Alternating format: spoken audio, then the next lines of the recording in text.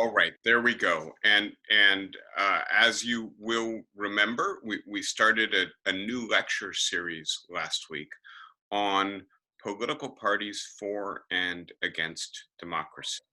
And I think the motivation behind the lecture series should be reasonably clear. Uh, I am, and many people are concerned that, on the one hand, the kind of partisan competition that we have, especially within our legislature, but in our national politics in general, is paralyzing the capacity of the US government to get much done, especially legislatively. And when you paralyze the legislature in the US system of checks and balances, you paralyze the government as a whole.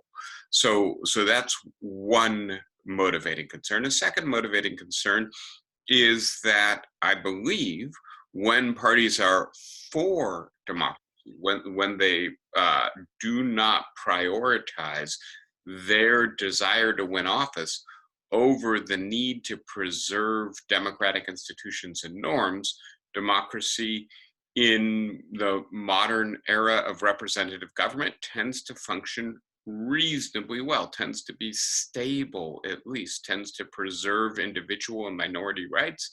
And I would suggest to you that even more than that, sometimes better legislation is passed because, frankly, no one party has a monopoly on insight into good policy. And if the parties are willing and able to listen to each other and to collaborate, oftentimes we get better legislation.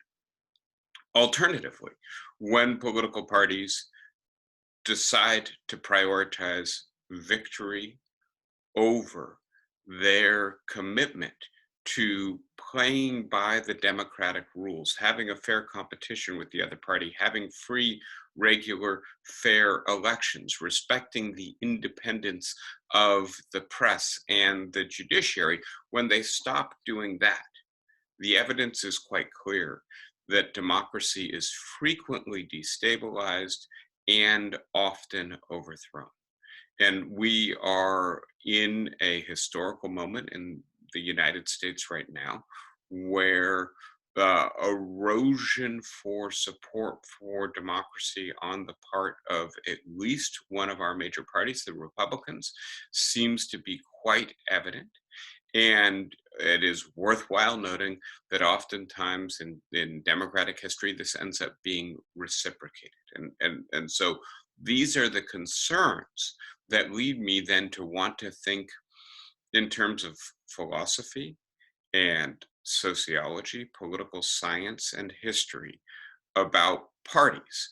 And in particular, trying to figure out if we can get clear what kinds of circumstances lead political parties to show support for democracy and to actually subvert their desire to win. And I want to be clear, political parties are organized to control the state, right? They play in the house of power, to summarize a couple quotes for you. It's not as if we're asking them to be what in the Netherlands they call conscience parties. Here we often talk about social movements, parties that are not organized to win elections, but simply to express a matter of principle, even if it disqualifies them from being serious political competitors. We're not after that, right? But we want parties to balance two considerations. One is victory, controlling government, legislating. The other is respect for democracy, its procedures, and some commitment to the common good, even of those people who haven't voted for you and have, in fact, regularly vote for another party, right? Hopefully, a good political party, what I've called a common good political party, does those two things simultaneously, hit some balance between being competitive in elections and being good for democracy. When does that happen? Why does that happen? How does that happen? Can we get clear about then what in the contemporary circumstances of the United States is leading at least one of our major parties to um, become a hyper partisan party, to engage in negative partisanship, to engage in what one of the people I'm reading calls low partisanship as opposed to high partisanship? And are there ways to address the circumstances, whether they're social, political, institutional, or cultural, so that there's less incentive for parties in the United States in the 21st century to prioritize victory over democracy or holding power over democracy? And I want to be as clear as I can at the outset. This is not a lecture series about Donald Trump dressed up as a lecture series about political parties. Obviously, Trump, in certain respects, brought out the worst tendencies in the Republican Party. But having said that, I also want to be clear that I think that the trends in question predate Donald Trump, that they are structural in nature, that it's not an accident that a complete novice and outsider completely overwhelmed what was a relatively strong Republican field in 2016 and nearly won consecutive electoral college victories. That's responsive to the major structural forces at work in our society today. That's at least my hunch going into these lecture series. This lecture series, let's continue going, right?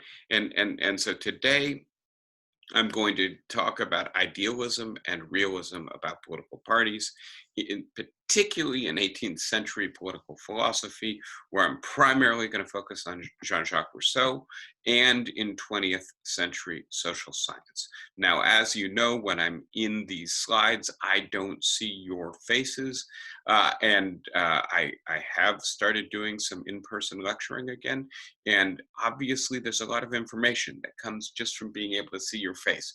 Please help me. If there's a question or a concern, don't be shy, don't wait for a pause, just interject. You can unmute yourself, and I welcome the dialogue, but also as somebody who's committed to being an effective teacher, I know if you're not following me, you need to let me know so that I can figure out. And that's not you alone. For every person who's brave enough to say, I've got a question, there are probably 10, 20 people who appreciate the fact that they did that. All right, so I have decided to trim my sails a little bit, but I didn't revise my slides in their entirety. I'm not going to speak with you about Karl Marx today, but I am going to speak with you about Rousseau and Madison.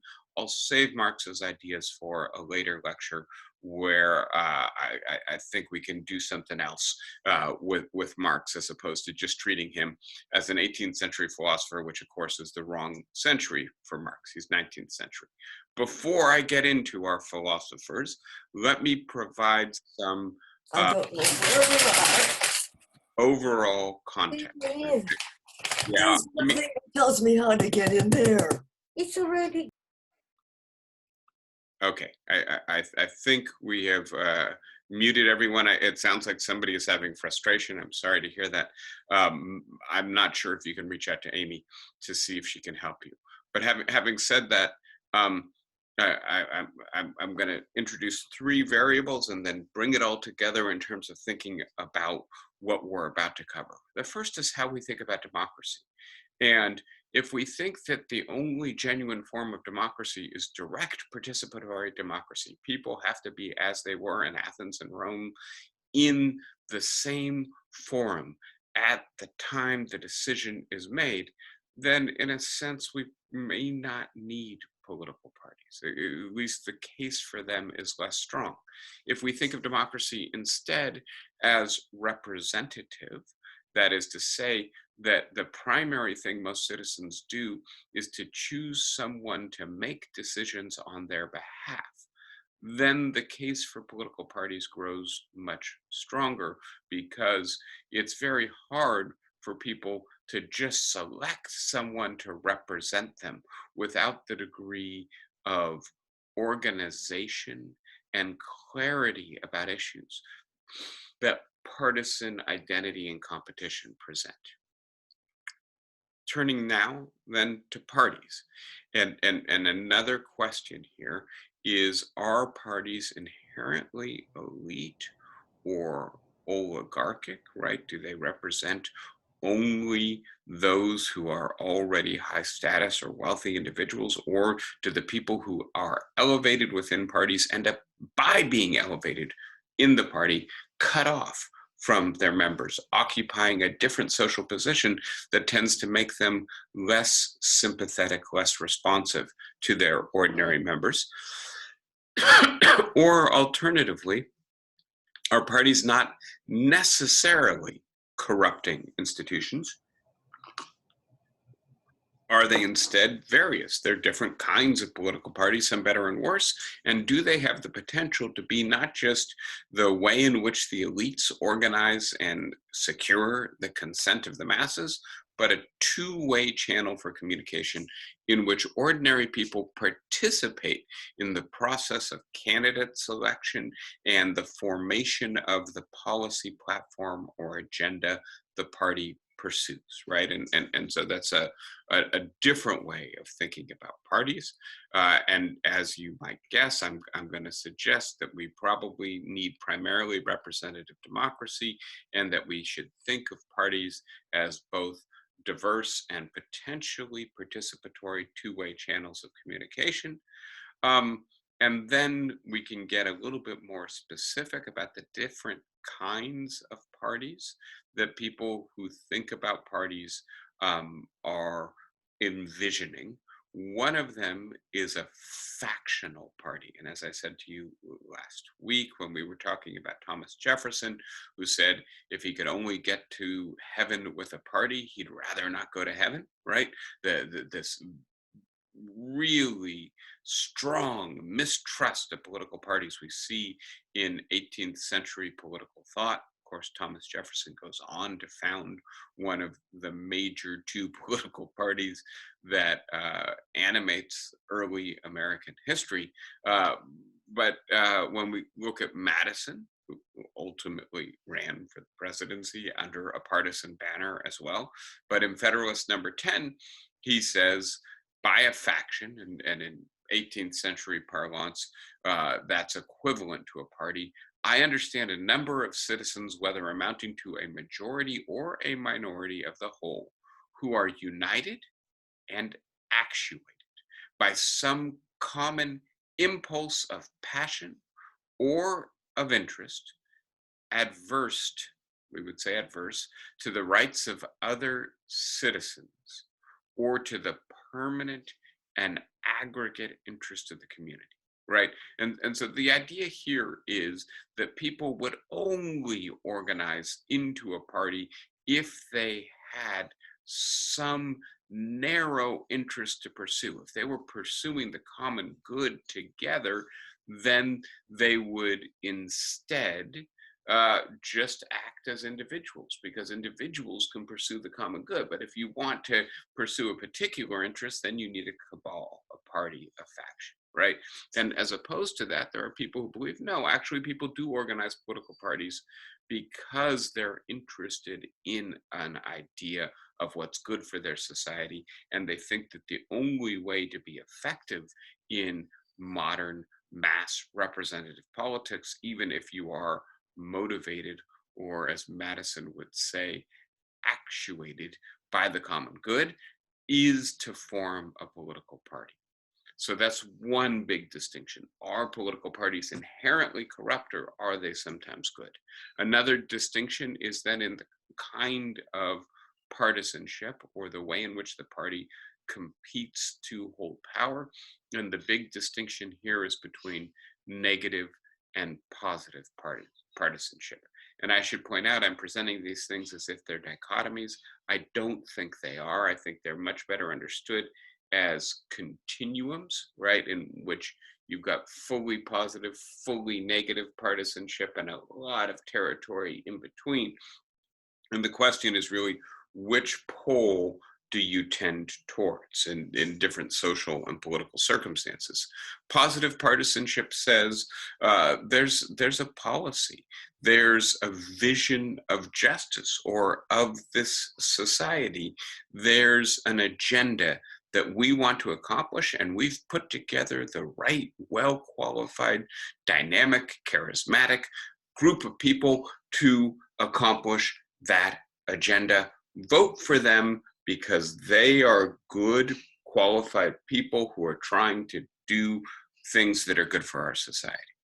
Negative partisanship says, watch out for the other side. They are corrupt. They don't represent your interests. If they get into power, you're in a world of trouble. In the research I've done on these lectures, I came across a quote from Lord Salisbury from early 19th century England, in which he defined democracy as a form of polity in which the rich pay all the taxes and the poor make all the laws, right? And obviously he was saying, don't vote for that other side that wants to expand the franchise. Think about what it will do if those poor, unwashed masses get to vote. And that's often a very effective way to engage in politics and human psychology. It turns out that fear is often a more effective motivator than hope. And I would point out to you that a lot of people who write on this suggest that we go through a regular pendulum swing between hope politicians and fear politicians, especially in terms of the presidency. And obviously one way to think about that is an alternation between more positive and more negative partisanship. But one concern is that as opposed to that alternation, we are now moving into a direction of more permanent negative partisanship. Another big division here in terms of the way of thinking about parties is whether or not the parties are willing to cooperate with each other to get things done. That, of course, depends on the institutional structure they occupy. In a system like ours, with many checks and balances, the need for parties to cooperate is stronger. Or are they very competitive? Do they basically not want to work with the other side, but to have their turn ruling to get as much done as they can get done, to jam it down the throat of the other side?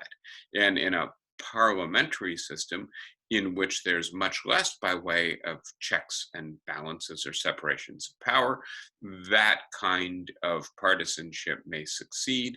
In a system like ours, highly competitive or hyper-competitive partisanship is often a recipe for paralysis, for the party that is out of power or holds only one of the branches of government, finding ways to thwart the currently empowered party's agenda. Fourth issue is, do we have policy-oriented partisan competition? Is the primary focus what we would get done and what they would get done and the reasons for pursuing our policy agenda as opposed to their policy agenda? Or is our policy agenda better for the environment, better for equality, better for opportunity, better for health, etc.? Or alternatively, is it personality or identity driven, which is to say, do you vote because the person you're voting for seems very charismatic and likable? Or alternatively, and this is an important and growing trend in contemporary American politics, do you simply vote because you are a member of a team, you're on a side? And the research here shows that 50, 75 years ago, when asked to identify themselves politically, most Americans, said citizens, said Californian or New Yorker, said something that indicated a kind of inclusive or unifying identity. And that today, the vast majority of people who answer that question say something entirely differently. They say, I'm a Democrat, I'm a Republican. That's their primary political identity. That is a disunifying identity that reflects the kind of party competition we have right now. All right, so to bring this all together then, in a sense, one of the big questions in the literature I'm going to be looking at today is the kinds and degrees of connection between the party elite and the people. And This then gets to the issue of whether or not parties can be instruments of democracy if they can forge a meaningful connection between those represented and those doing the representing, if they can work to make the represented feel that their interests, their ideas, their needs are being paid attention to, worked on behalf of, or not. And so let me now break this down into two issues, and I think these are extremely important. First, when the party elite believes that public opinion is reasonable and inclusive, and those are two different ideas, right? Is the thing that the public is asking us to do a good thing, right? It doesn't make sense. Does it come from an understanding of the nature of the issues or problems that we have to solve? And second of all, have they adequately included everybody who's going to be affected by their policy? They're not just governing for a subset of the population, not just asking for policies that are good for them, but bad for another group of people, right? Remember Madison's definition: a faction is a group that is adverse to the rights of other citizens or to the permanent and aggregate interests of the community. They're not being inclusive if they are attacking the rights of other citizens. They're not being reasonable if they're asking that we do things that are not good for the community as a whole. But if they are, then political elites should pay attention to what average people are asking them to do. Alternatively, do party elites resist when these criteria are not met, when they believe the public is being unreasonable, asking for destructive things, or when they're being unfair, unjust, racist, sexist, classist, etc., asking something that is good for them in the narrow sense, but not good for everyone? And here I'll just point out to you a quotation from Stephen Levitsky and Daniel Zablat's How Democracies Die. They say the real protection against would-be authoritarians has not been America's firm commitment to democracy, but rather the gatekeepers, our political parties. And they point out that in multiple occasions in American history, there have been very popular populist movements in American public opinion. And they are not fans of populism. They have in mind a kind of politics that basically says, we are the real Americans. Only we deserve representation. Only our interests deserve to be paid attention to. And oftentimes this takes the form of racist or anti-immigrant or regional rivalry politics.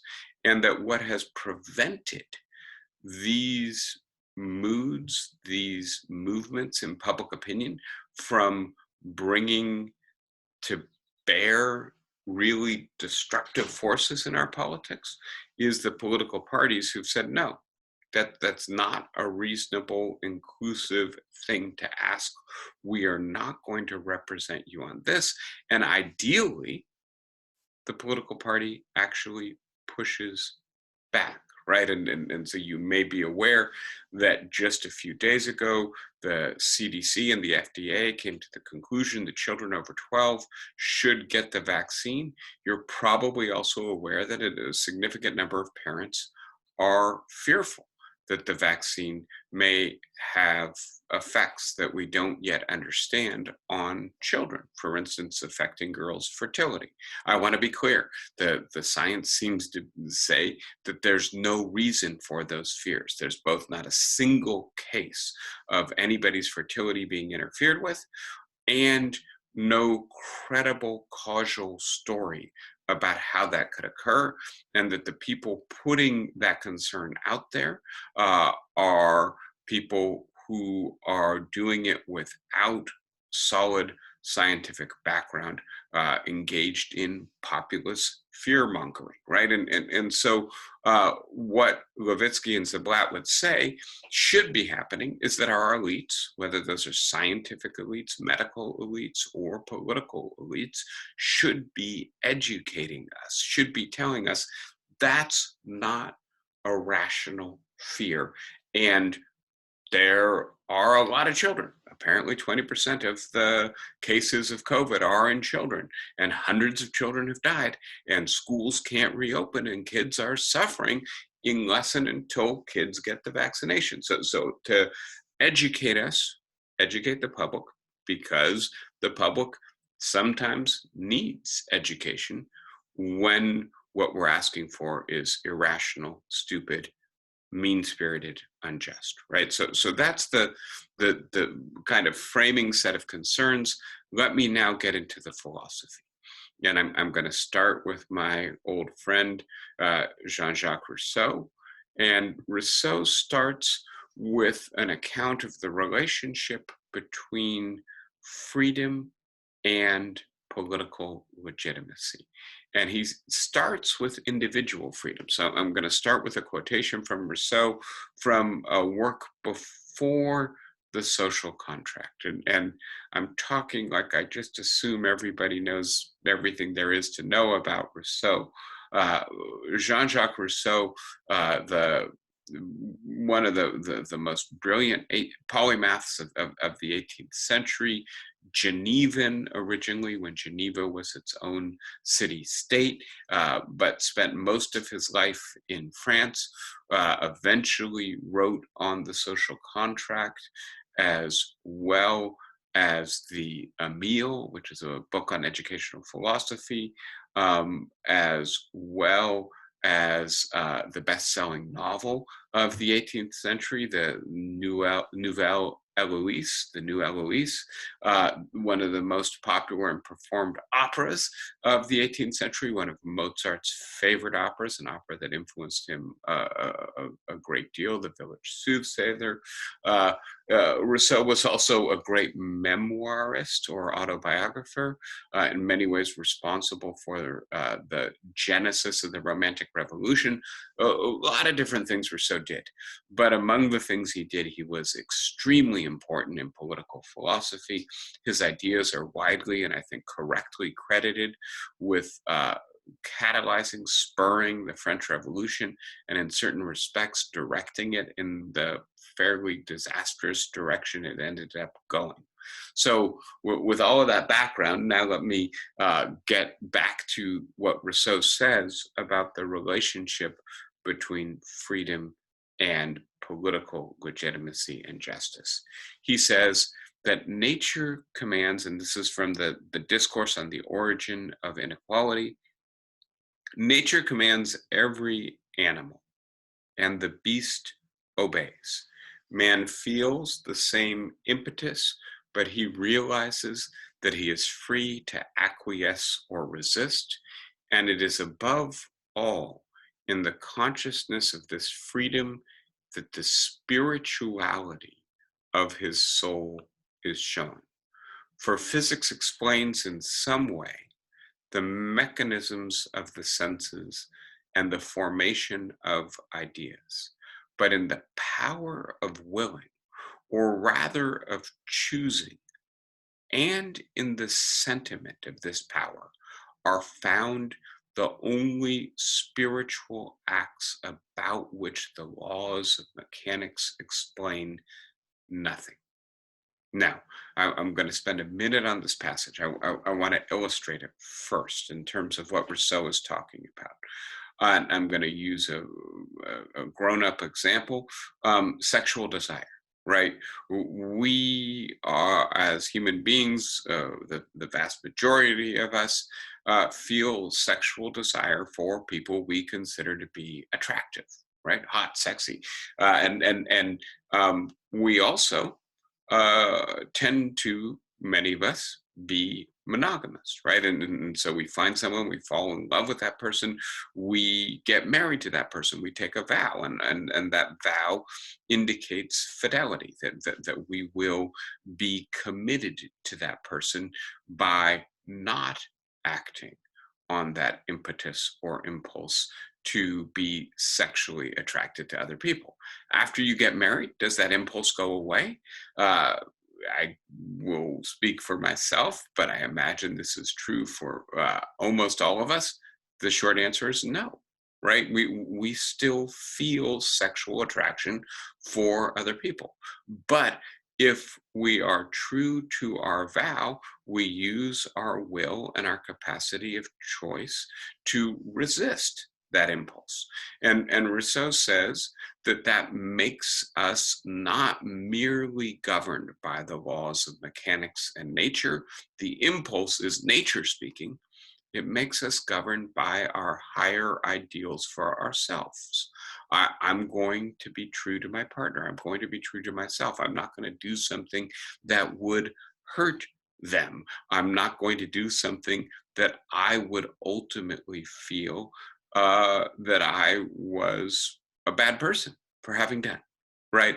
And that we have an awareness of that capacity for choosing to do something different than what nature inclines us to do.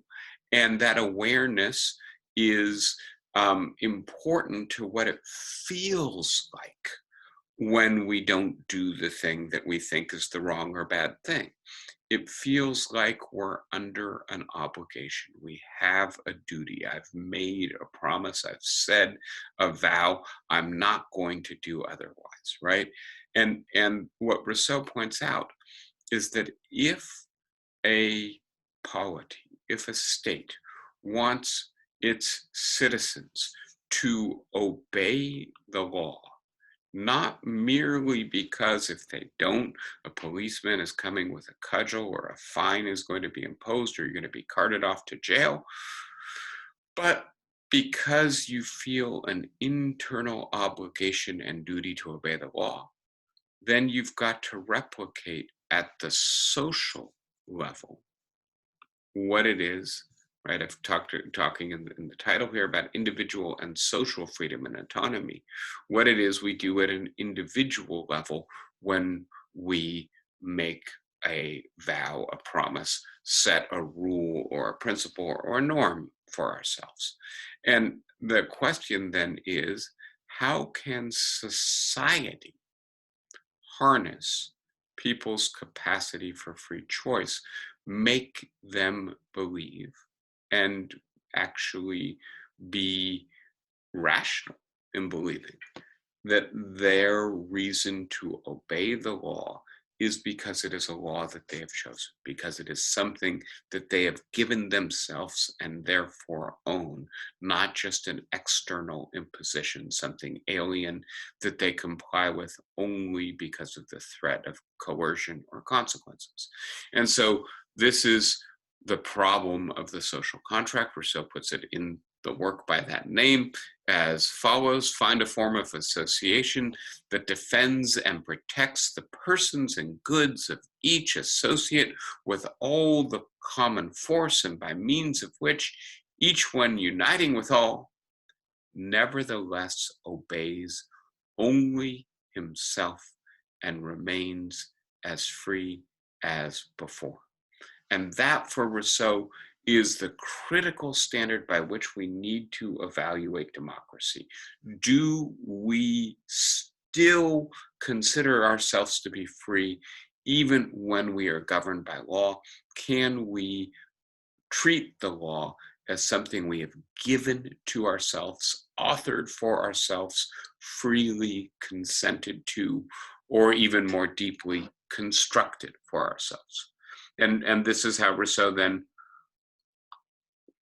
solves the problem. He says, if then everything that is not of the essence of the social compact is set aside, one will find that it can be reduced to the following terms.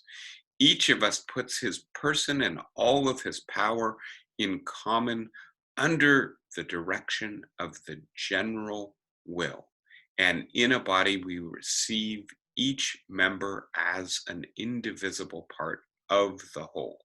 Now, let me be as clear about this as possible. Rousseau has indicated that the critical idea here is the general will, without telling us a word about what that means, though he goes on in the social contract to spend a long time, multiple chapters, trying to explain how the general will is formed and what makes it general. But the critical idea here is that this is a will that every one of us has an equal share in shaping, and that therefore each one of us can acknowledge as a will that we can regard as our collective shared will. And that therefore, just as when I make a promise to my wife that I'm not going to cheat on her, I consider that an internal obligation. When the speed limit is set at 55, I consider that an internal obligation if I can regard myself as having authored the law that I have to obey. And then this gets us to a few more ideas from Rousseau. And I am being a little bit technical and a little bit detailed here, but I think this is interesting, important stuff. And it's also important to talking about political parties. And so one of the things that Rousseau says about modern democracy, and we'll try to get our heads around just how modern Rousseau was, but in general, that it creates a duplication of the roles that we play or occupy in society. We are citizens, and as citizens, we make the laws, and therefore we have to regulate the subjects. We have to regulate the people who have to obey the law.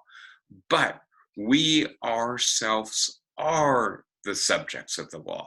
And so when making the law, we should always ask, what will it be like to have to obey this law, right? And that will help us to make good laws. Similarly, when we now take off our citizen's hat and put on our subject's hat, we have to obey the law. But when we consider obeying the law, if we can also genuinely maintain, I had a fair role in making this law, then it changes the attitude. This law is not just some foreign imposition on me that I had no part of in the way it would be in an oligarchy or a monarchy or a tyranny. This is a law that I myself have contributed to authoring, and therefore I have an actual obligation to obey the law. That is the defining differential characteristic of democracy for Rousseau. And then Rousseau asks, okay, how must the law be made if the people are going to be able to say, I participated in making the law. I am a co-author of the law, and therefore I own the law and have a duty to obey the law. And condensing a rather complicated argument into a simple twofold criteria, Rousseau says that the will can be regarded as a general will if it has a double generality to it. And by that, he says two things are meant. The first is that it comes from all. And let me just say for a moment, try to get my face in a place where it doesn't block out too much of the text, that we know that there's studies of juries that are done. And when men and women are together on a jury, which has been the case for maybe 70 years now in most states, if men say something on the jury, everyone on the jury takes it seriously. Men tend to speak with authority, with conviction, with confidence. And that is registered by the other members, both men and women. And that doesn't mean that we always win, that the point we're making is always the decisive point or everyone agrees with it, but at least we know we're being taken seriously. When women speak, they speak in a different way. People who study juries find they're more tentative, they're more cautious, they are not as assertive or confident. And it is frequently the case that what women say is not taken up by other members of the jury. They say something and then it goes away. And here's the particularly, I think, frustrating aspect of it, which is oftentimes eventually a man will restate what a woman originally said, and then the point will be taken up, right? And so coming back then to Rousseau, when we say that the general will must come from all, that doesn't mean not only that everybody has citizenship in the franchise, right? Everybody gets to participate in its formation, but everybody gets to participate in its formation as an equal citizen, so that you have the equal opportunity to influence the vote that determines the will. The second criterion is that it must apply to all, right? And Rousseau is trying to make sure that this relationship is maintained. In making the law, do you also think I will have to obey this law?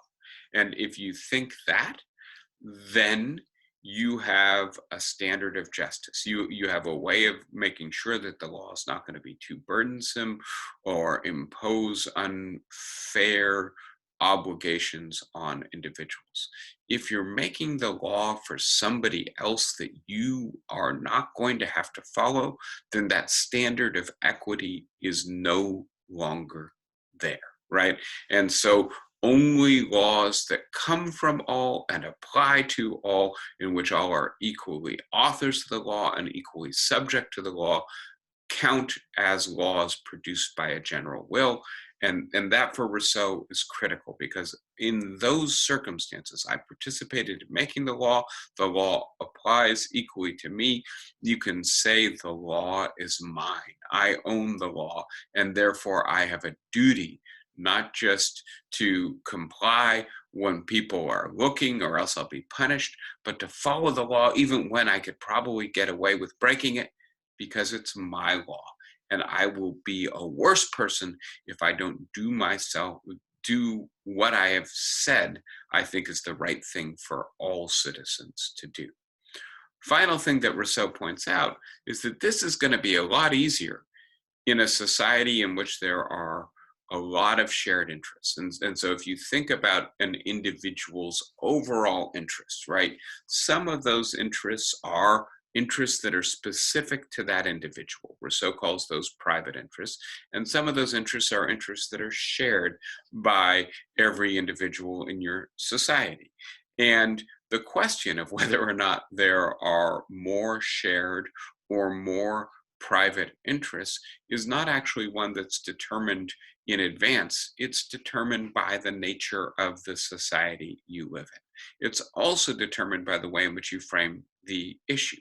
So let's take an example here for a moment. I'm Jewish. Let's say, as a Jew, my interest is in being allowed to observe the Sabbath on Saturdays, to not be forced to work on Saturdays, right? And if I try to pass a law that says no person or no Jew can be forced to work on Saturday, I'm paying attention to an interest that is only mine. And I should recognize that Christians and Muslims and atheists are not going to be terribly concerned about that, are not really going to want to consider a law that is exclusively in the interest of one subgroup of society. But if I change the way in which I frame the issue and say, every person should be able to observe their religious duties without it interfering with their work, and we might need some qualifications so long as those duties are reasonable, etc. And that even those who have no religion should be able to follow the dictates of their conscience. All of a sudden, I've shifted the way I'm framing the issue from it being a private interest to it being a shared interest. Similarly, Rousseau would maintain that a society in which there are a lot of rich people and a lot of poor people, it's going to be harder to find shared interests, because the rich and the poor have such discrepant private interest, what should the tax rate be, right? Lord Salisbury thinks that democracy means that the rich pay all the taxes and the poor make all the laws. That's in part because he lives in a society in which he thinks the rich and the poor have nothing in common. And so one way to put this is democracy operates better when there's a robust middle class, and so lots of people who are similarly socially situated, not too much inequality. Now, this gets us to this famous passage from Rousseau, and I know it's long, I know there's a lot of text there, bear with me. I think you will see the relevance now of Rousseau's conception of democracy and freedom to political parties. Now, he starts by saying that the general will is always right and tends to the public advantage. And remember what he means by that, a will in which everybody was included and it applies equally to all persons. But it does not follow that the deliberations of the people are always equally correct, right? And so there's a problem here, right? If we are confused, befuddled, corrupted, we may not vote for the right policy. Our will is always for our own good, right? Very rarely do you say, I want what's bad for me. But we do not always see what that is. The people is never corrupted, but it is often deceived, and on such occasions only does it seem to will what is bad. All right. Now, here comes the implications of this and the critical distinction between the will of all and the general will. There is often a great deal of difference between the will of all and the general will. The latter, the general will, considers only the common interest, while the former, the will of all, takes private interest into account and is no more than a sum of particular wills. And so I hope this idea is clear. Let me try to be as illustrative about it as possible. One thing that we do in modern society is we shop, right? And when we shop, what do we think about? We think about what I want, right? Do I want strawberries or blueberries or orange juice or milk? And at what price? And then I go to the store and I buy it, right? And that is a decision that is, we generally think, a legitimately self-regarding decision. Maybe if what I want is some very expensive gas guzzling luxury car, I should rethink that. Maybe for environmental reasons or reasons of distributive justice, I should modify what I want. But if it's just what I want to buy at the grocery store, and there aren't ethical concerns about where it came from or how it's produced, then I'm pretty much free to act on my own desire. That, right, a market works on and aggregates and produces supply and demand, hopefully, so that I get what I want at a price I can afford. That's the will of all, right? Each person saying, this is what I want, without much regard for what everybody else wants or needs, or what their interests are, or whether or not you can justify yourself to them. The general will, on the other hand, says not what I want, but the question I pose for myself is, what is the public good? What is the common interest on this issue? Not what's good for me, but what's good for all of us. And depending on how we pose the question to ourselves, how we orient ourselves politically, Rousseau is suggesting that we're going to get very different results in terms of the will. This is then how he draws out the implication. If, when the people being furnished with adequate information held its deliberations, the citizens had no communication with one another, the grand total of the small differences would always give the general will, and the decision would always be good. And I want to be clear about this, right?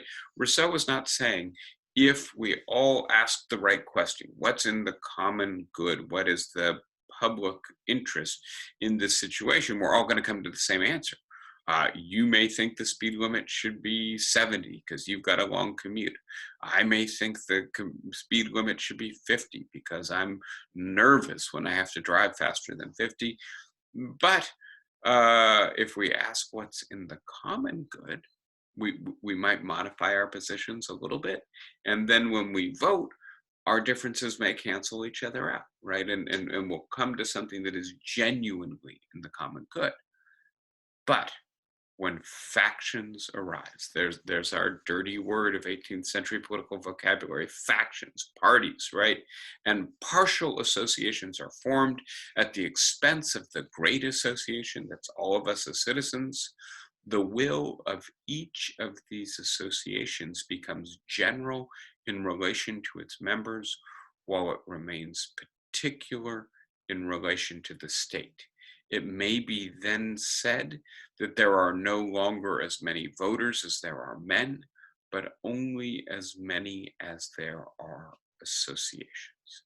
Now, to be clear, right, what Rousseau is saying here is that when you belong to a party, a faction, an association, you stop asking the question, what is good for everyone? And you replace that with the question, what is good for the group to which I belong? Now, that may involve some compromise. It may involve some horse trading, right? But in general, the sheer existence of the associations, the parties, the factions, changes the way you participate in politics, makes you think in terms of the identity you have as a partisan instead of the identity you have as a citizen. Rousseau continues, lastly, when one of these associations is so great as to prevail over all the rest, the result is no longer a sum of small differences, but a single difference. In this case, there is no longer a general will, and the opinion which prevails is purely particular. And so Rousseau is thinking here of partisan domination. When one party dominates, it tends to do what it wants to do. It tends not to take into account the will of other people, the ideas, the interests of those who belong to other parties. Now, he concludes with, I think, something that is an interesting qualification. He says, it is therefore essential, if the general will is to be able to express itself, that there should be no partial society within society, and that each citizen should think only his own thoughts, right? That each of us should make up our mind independently as opposed to falling into line with the party. But if there are partial societies, it is best to have as many as possible and to prevent them from being unequal, right? And I think that's a critical little piece of realism at the end of Rousseau's discussion of parties, is this idea, well, if you got to have lots of them and have them be fairly equal with each other, so that in a sense the parties behave the way citizens should behave. They become common good parties. All right, so why don't I see if we've got some questions, some things you'd like to discuss. I know that this discussion so far is fairly philosophical. I am laying the groundwork for more realistic, historical, contemporary discussions of parties, but we got to get there. Give me a second to get everybody unmuted, and then remember that your background noise will pick up. And I see, Bob, you've got your hand up, right? You want to start us out? You will have to, I think, unmute yourself. Okay, David. All of this is weighing upon my mind. One thing that occurs to me is a question of, for instance, abortion. There are very definite, I don't see any way to get to a common will on that subject. And there are many subjects like that. So how do we accomplish that as a society? Yeah, so that's a really interesting question. I think you may very well be right about abortion, although there's a really intricate philosophical literature on this, trying to convince each of the other sides that there's a right answer, a singular answer to this question. Having said that, let's come back for a moment to a simpler question. Speed limit. And I'm using that because presumably people don't get terribly passionate about the speed limit, right? And so I think it should be 70. You think it should be 50. We start thinking about the common good. You go up to 55. I come down to 65. And then we vote. And you win, right? We set the speed limit at 55. What do I think? Right, and I think Rousseau says, I've got to ask myself, was the process good and fair? Right, and if it was, then I really can't expect to win on every issue. That's not being an equal citizen, that's hoping to be a tyrant, right? You know, who gets to win on every issue? The person who robs everybody else of power or the capacity to choose. And so what I've got to say to myself is, I may not like the outcome, but I've got to accept the outcome if it came out of a process in which everybody was included, everybody had a fair opportunity to influence it. I did my best to persuade people, but I failed to persuade them. And that's political maturity and equality, is saying, I'm not going to win everything, right? Now, that's going to be a lot easier for me to accept if the outcome is I've got to drive a little slower than I want to drive, than if the outcome is that what I consider to be fundamental procreative freedom is violated, or alternatively, a group is allowed to get away with murder in the name of their procreative freedom. And so we can't expect every issue to be resolved just because the process was fair. I think it also depends on the kinds of reasons that you give to people, right? And so to turn to abortion just for a moment, you can say to the other side, let's assume you're on the pro-choice side, that, look, I understand that you consider this to be murder, but the only reason you hold that view is because of the religious view you hold about the moment of conception being the moment of ensoulment of the fetus, right? And if you don't try to impose your religion on me in general, if you recognize that that would be illegitimate, that would be potentially tyrannical, then isn't what you're doing now equivalent to imposing your religion on me? And the other side can say, you have a good point there, but you've got to understand that from my point of view, what you're asking me to do is to accept you being allowed to kill an innocent. And that's impossible for me in good conscience to accept. And then the person comes back and says, I do understand your point of view, and let's see if we can't form some kind of compromise about when and under what conditions abortion may be permitted, when it would be restricted. And so that's the other kind of work we have to do. But let's be careful not to focus exclusively on what is perhaps the most vexing political issue we face, right? And I do think abortion is unique in really not admitting of compromise and pulling in people's deepest convictions about freedom, about gender equality, about murder and life and religion, and that the vast majority of political issues are not like that. And so then the other thing that we may need to figure out is how to create some space for that kind of disagreement on a few difficult issues, while recognizing that a whole bunch of other issues can be resolved without having that incredibly fraught dimension to them. Okay, how about gun control?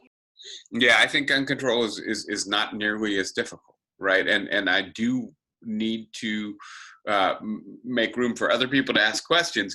But very quickly, I'll just say, I do think on the one hand, there are obvious, genuine public safety concerns, and that those concerns are concerns the legitimacy of which those who are gun owners can recognize.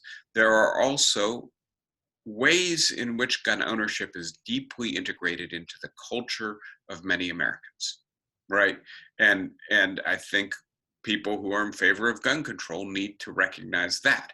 You start from that position, and I think it's pretty easy to get to a place where, for instance, you can allow guns to have very stringent safety regulations, right? And the technology is there now where the gun needs to meet your thumbprint in order for it to be used, right? And who gets access to guns, what kinds of guns, you know, I do think actually there's room for agreement there.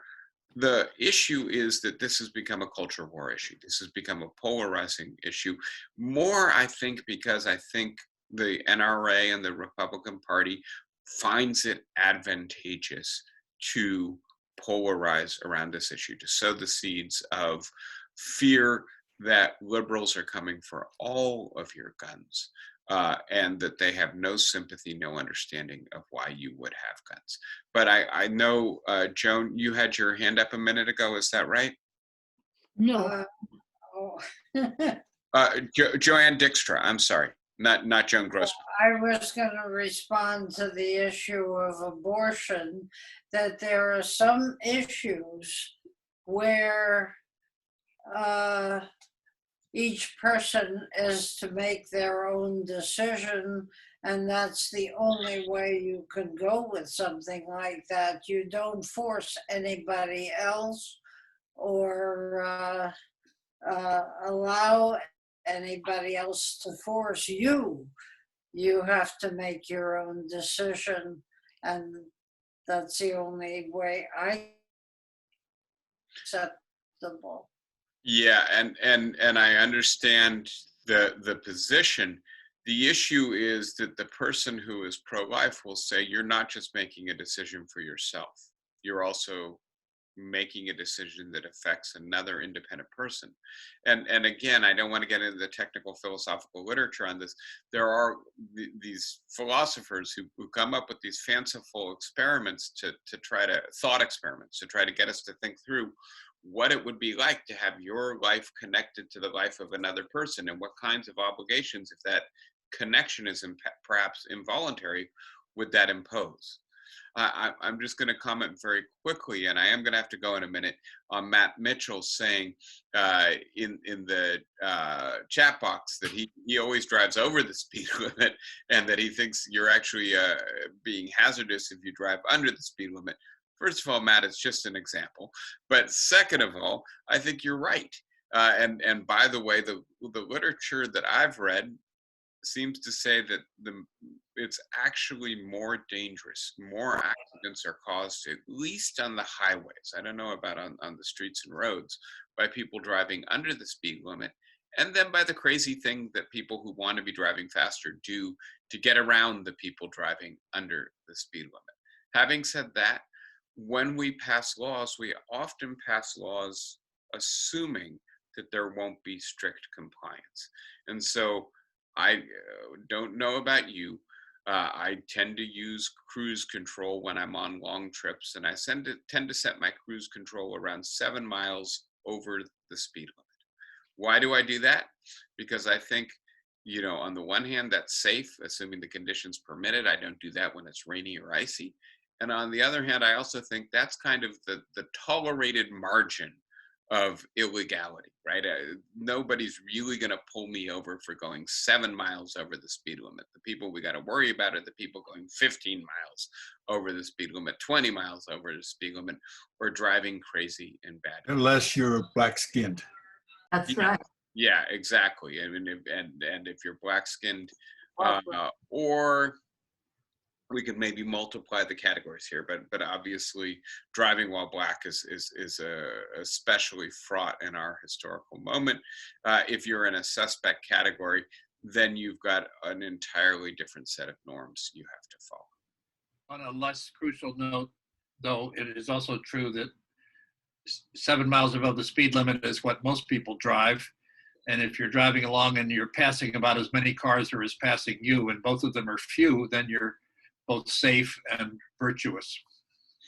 I don't know, albeit somewhat illegal, but yeah. Let's at least say prudent, if not virtuous. Yes. All right, everybody. Good discussion today, and we will move into the more 19th, 20th century realistic literature about parties next week. Thank you very much for spending part of your Saturday with me again. It's great seeing you all. Take care and see you next week. Bye, guys. Thank you, David. Take care. See you next week. Thanks, David. Bye, guys.